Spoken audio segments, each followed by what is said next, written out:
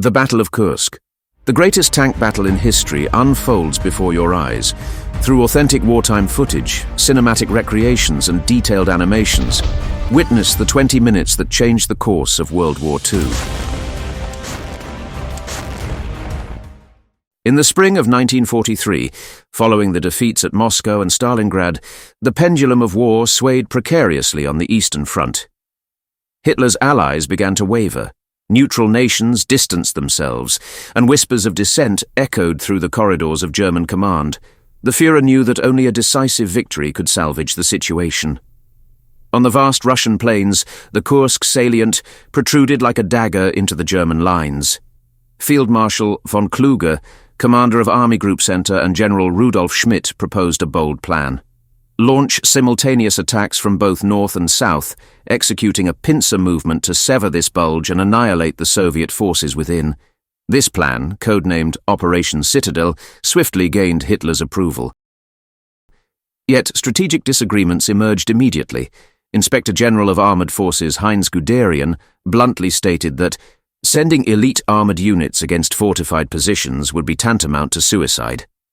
Field Marshal von Manstein advocated for his successful backhand blow tactics from the Battle of Kharkov, letting the enemy advance before launching a counterattack. The commander of the Ninth Army, General Model, went further, declaring that current forces were insufficient to sustain a large-scale offensive. However, the obsessive Hitler signed Operations Order No. 5. On April 15th, determined to restore German military prestige through Operation Citadel. The Wehrmacht's technological superiority bolstered the Führer's confidence. The Tiger's 88mm main gun could penetrate any Soviet tank in service from 1,500 meters away. The Panther, with its sloped armor and powerful 75mm cannon, was specifically designed to counter the T-34. The Ferdinand tank destroyer, with its 200mm frontal armor and formidable 88mm gun, was a veritable moving fortress. Supported by the Ju-87G Kanonenvogel and HS-129 tank busters providing air support, Hitler firmly believed that the German armored cavalry would once again crush the Slavic forces. On July 4, 1943, the most grandiose armored confrontation in human military history began. In the north, Model's Ninth Army advanced southward from Orel with 671 armoured vehicles. In the south, Hoth's 4th Panzer Army, under von Manstein's command, drove northward from Belgorod with 1,100 steel beasts.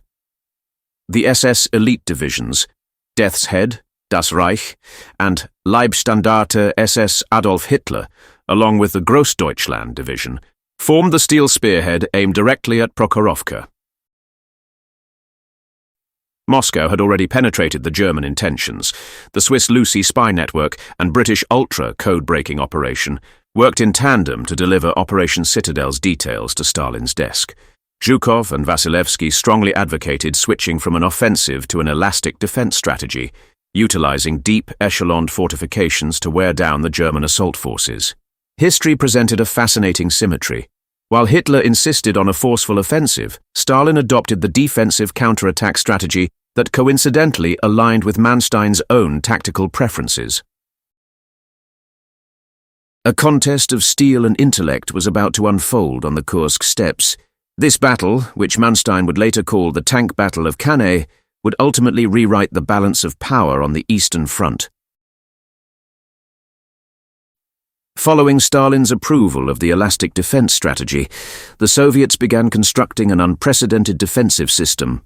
Rokossovsky's central front guarded the northern flank, Vatutin's Voronezh front protected the southern line, and Konev's steppe front stood ready as the strategic reserve. The three-tiered defense system extended 70 kilometers deep, with 2.3 million Soviet troops, 3,800 armored vehicles, and 20,000 artillery pieces waiting in position. The first defensive line was terrifying. Each kilometer of the front was saturated with 2,400 anti-tank mines and 2,700 anti-personnel mines. Within 4 rows of saw-toothed trenches lurked a crossfire network of 45mm anti-tank guns and 76.2mm field guns. Semi-buried T-34 tanks and Su-76 self-propelled guns formed deadly ambush points on the flanks, while 85mm anti-aircraft guns in the rear had been adjusted for direct fire. The second line, positioned 10 kilometers deep, was equally mine-laden between it and the first line. This area served not only as a rallying point for retreating forces, but also housed substantial artillery groups and tank regiments as counterattack forces. The third line, another 20 kilometers back, consisted of fortress clusters utilizing high ground and riverbanks, serving as the assembly area for heavy armor reserves. The Soviet numerical superiority was considerable. Their infantry doubled that of the Germans, with approximately 3,800 tanks and armoured vehicles, 20,000 artillery pieces, and 2,800 aircraft. However, they faced severe challenges. By late April, the defensive works were only half complete. The T-34 needed to close within 500 metres to threaten a Tiger's flank armour, while the light T-70 tanks struggled even against the Panzer IV. Though the Su-152 Beast Killer could destroy Tigers, its slow rate of fire and limited mobility severely compromised its combat effectiveness. More critically, their air force of 2,800 Il-2 Sturmoviks and Yak-9s found themselves at a distinct disadvantage when confronting German FW-19s and Stuka squadrons. At dusk on July 4th, the German 78th Assault Division captured the Maloarkhangelsk outpost. A captured soldier from the Grossdeutschland Division revealed the timing of Operation Citadel. Zhukov immediately launched a preemptive artillery barrage.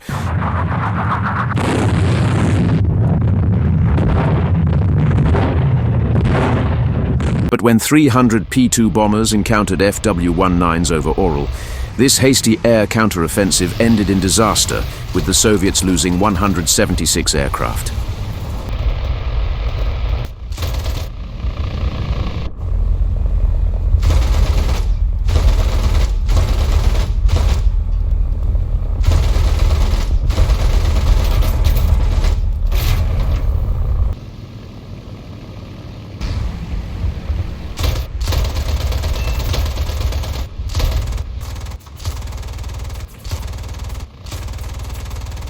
At dawn on July 5th, Model's 9th Army's Steel Tide crashed into the deadly minefield. The 41st Panzer Corps' vanguard became trapped in a hellish minefield near Poneri, with engineers operating Borgwood 4 remote-controlled demolition vehicles to clear paths under heavy fire. The German forward air controllers repeatedly called in Stuka dive bombers to strike Soviet positions, tearing gaps in their defensive line.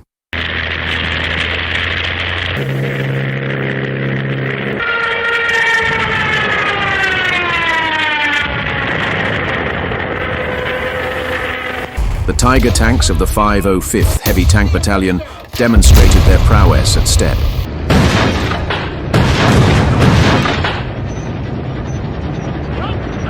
Their 88mm guns penetrating 16 T-34s from 2,000 meters away. The Ferdinand tank destroyers created a steel phantom effect. The Soviet 81st Infantry Division, defending Olkovatka, retreated en masse at the mere sight of these mobile fortresses. July 6th's battle at Steppe became a slaughterhouse for T-34s. The 107th Tank Brigade lost 51 tanks to the 505th Battalion's Tigers, picked off from over a kilometer away. When the surviving 4 T-70s attempted to flank, they were cut down by the 75mm guns of the 245th Assault Gun Battalion's Sturmgeschütz 3. Similar tragedies befell the 109th and 164th Brigades, with Soviet losses reaching 189 tanks in a single day.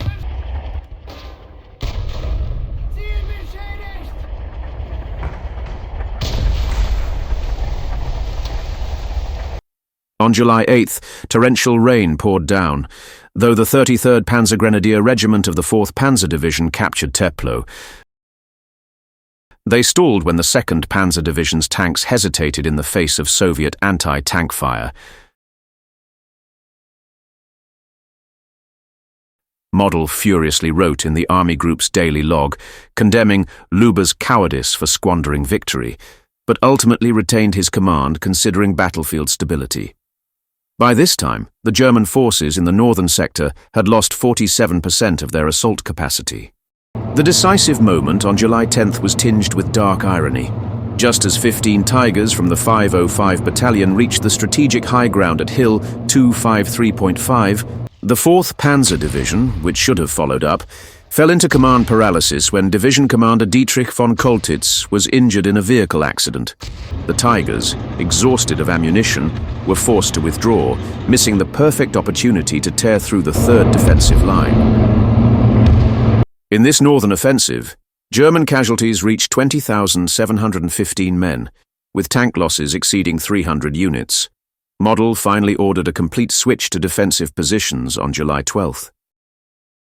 Von Manstein's steel pincers snapped shut on the morning of July 5, 1943. Hoth's 4th Panzer Army, with the 2nd SS Panzer Corps as its spearhead, thrust directly toward the heart of the Soviet Voronezh front along the Oboyan Highway. As Tigers from the Leibstandarte SS Adolf Hitler Division rolled over the trenches of the 52nd Guards Infantry Division, the fate of Kursk's southern sector hung precariously in the balance. On the first day of the offensive, the Das Reich Division, with Panthers as their vanguard, tore through the first Soviet defensive line at Bykovka. Their battle group commander, Joachim Peiper, recorded in his combat journal, "The sound of T-34 76mm shells ricocheting off the Panthers' sloped armor resonated like a requiem granted by God."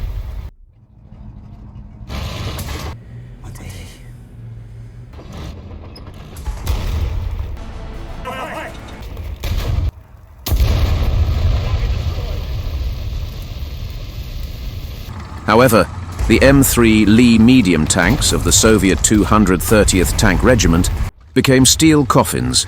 These Lend-Lease tanks' 37mm guns couldn't even penetrate a Panzer III's frontal armor.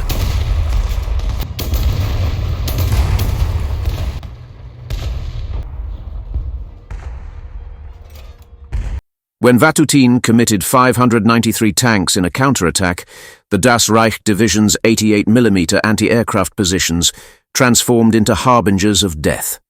According to the memoirs of the division's artillery quartermaster, Horst Kruger, the silhouettes of Su-70s appeared in our optical sights as clear as training targets, each armor-piercing shell igniting another Soviet vehicle.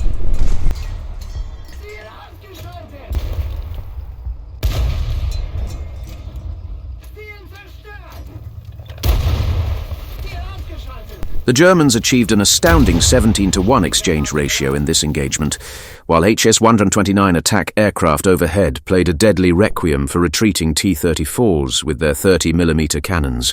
When the reconnaissance battalion of the Grossdeutschland Division planted their flag on Hill 244.8, von Manstein's staff officers were already drawing up assault routes toward Kursk city. However, what this strategic master didn't know was that Zhukov had quietly moved the steppe front's reserves to Prokhorovka. The ultimate collision of two steel tides was about to ignite the Eastern Front's Waterloo moment.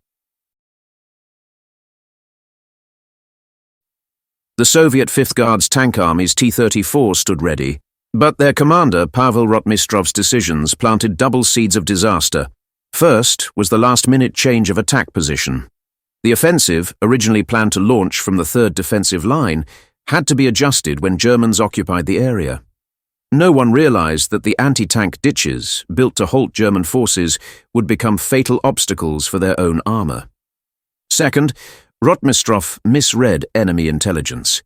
Convinced that the Germans had deployed nearly 100 Tigers, he ordered his tank formations to charge at full speed.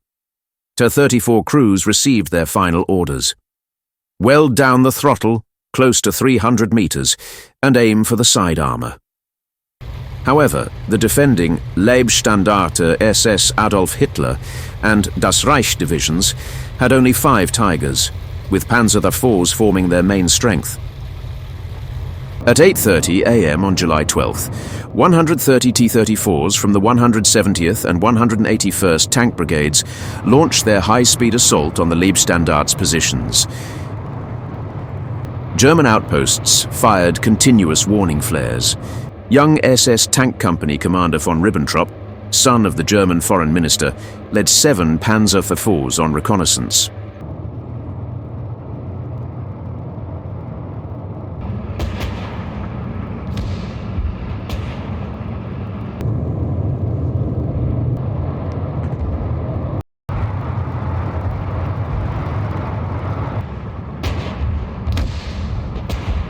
After losing 4 tanks in the initial exchange, he expertly exploited the Soviets' tactical oversight of focusing solely on attack speed, maneuvering to their flanks. As he wrote in his post-war report, the Soviet tanks came like a flood, completely ignoring battlefield dynamics. We simply needed to wait patiently for the perfect shot. His small unit destroyed 14 T-34s before safely withdrawing. But the real catastrophe unfolded at the anti-tank ditches. The first T-34s to spot the trenches braked hard, only to be pushed in by following tanks serving as makeshift bridges. The Soviet 24th Tank Corps' combat log recorded 5 tanks from the 3rd Company stacked into a steel staircase, allowing following units to cross, but all crew members in the bottom tanks perished. Those Soviet tanks that did cross the ditch met an equally tragic fate, picked off one by waiting German gunners.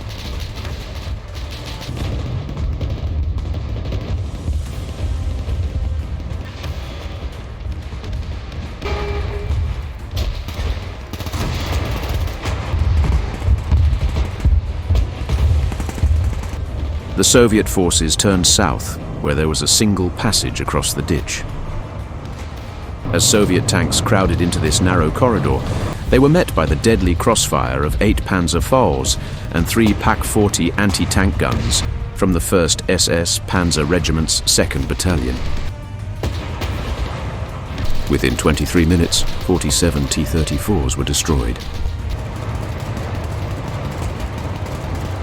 Over 90 tanks from the Soviet 18th Tank Army executed a northern flanking maneuver. They not only threatened the Leibstandarte Division's headquarters, but also ambushed positions of the 1st SS Panzer Artillery Regiment, destroying 6 LFH, 18 howitzers and 15 City KFZs, 251 half-tracks. However, at the Komsomol State Farm, these Soviet tanks ran into a deadly trap set by German infantry from the 1st Panzer Engineer Battalion. Magnetic mines disabled 11 T-34s, while German Flak 36 anti-aircraft guns destroyed another 8 Soviet tanks. The Soviet Southern Thrust met similar resistance, with the 25th Tank Brigade falling victim to an ambush by 4 Marder tank destroyers, losing 24 tanks while the Germans suffered no losses.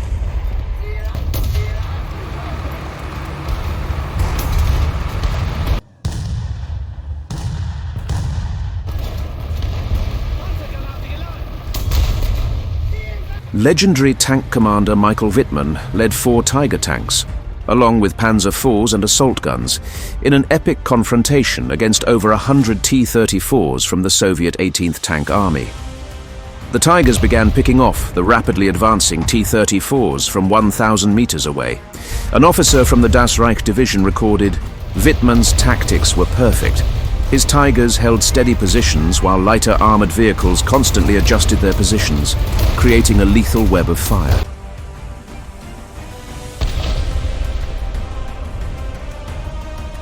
By afternoon, the battle reached its crescendo as the Soviet 170th Tank Brigade broke through German lines, forcing them to retreat to the October State Farm.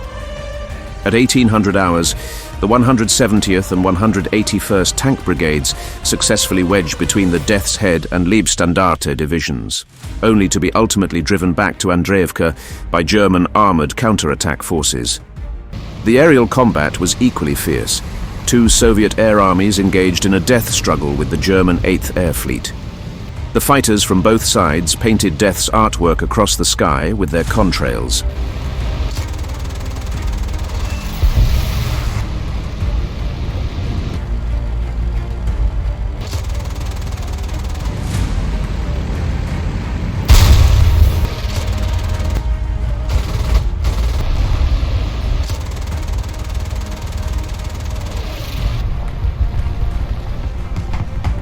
After the Luftwaffe's 8th Air Fleet secured air superiority, German attack aircraft began hunting Soviet tanks. German ace pilot Hans-Ulrich Rudel, flying his Ju-87G, destroyed 19 T-34s. Rudel wrote in his combat diary, "From above, the entire battlefield appeared as a giant chessboard, and we were the players." By sunset, across the 15 square kilometers of the Prokhorovka battlefield, Hundreds of armored beast carcasses lay scattered across the wilderness, the setting sun gilding the burning steel into bronze. This grand tank battle drew to a close. In total, 462 Soviet armored vehicles were destroyed, while German losses numbered 50 armored vehicles. Ultimately, the lives of Soviet tankmen and their T-34's armor merged as one, halting the advance of German panzer grenadiers. Tactically, the Germans seemed to achieve overwhelming superiority, but from history's summit, one can hear that the German cheers at Prokhorovka were merely a prelude to the Third Reich's march toward its grave. After the decisive battle on July 12th, the 29th Tank Army had lost 60% of its armored strength, while the 18th Tank Army's losses exceeded one-third. Rotmistrov had no choice but to order his remaining forces into defensive positions. In the Kremlin, Stalin's fury nearly cost the general his life. Only Marshal Vasilevsky's vigorous defense saved his position. On the German side, optimism prevailed. During von Manstein's visits to various command posts, his commanders firmly believed the Soviets were on the brink of collapse, and Operation Citadel was near victory. However, at the Führer's headquarters conference on July 13th, the situation dramatically changed. Threats from the Allied invasion of Sicily and the Soviet Operation Kutuzov in the north forced Hitler to terminate the offensive. Despite von Manstein's insistence that the southern sector still held breakthrough potential, the severe losses suffered by Klug's army group in the north were undeniable. Finally, the Führer authorized von Manstein to conduct only limited offensive operations. In the early morning attack of July 14th, although the Das Reich division captured Berezhinsky, they stalled against the counterattack of the 10th Guards Mechanized Brigade, deployed by Zhukov. The Soviets undermined German encirclement attempts through tactical withdrawals, and by the night of the 15th, the Death's Head division had retreated north of the Sel River. Meanwhile, diversionary attacks launched by the southwestern front along the Mius and Donets rivers forced German southern wing forces to withdraw. On July 17th, as von Manstein terminated operations, the Leibstandarter's tanks were redistributed to reinforce friendly units, while their main force was urgently transferred to the Italian front. The battle's finale arrived with two steel storms. On July 12th, the Central Front launched Operation Kutuzov, with 1 million troops and 3,200 tanks in the Ural salient. On August 3rd, two Soviet fronts in the south initiated Operation Rumyantsev with equal force.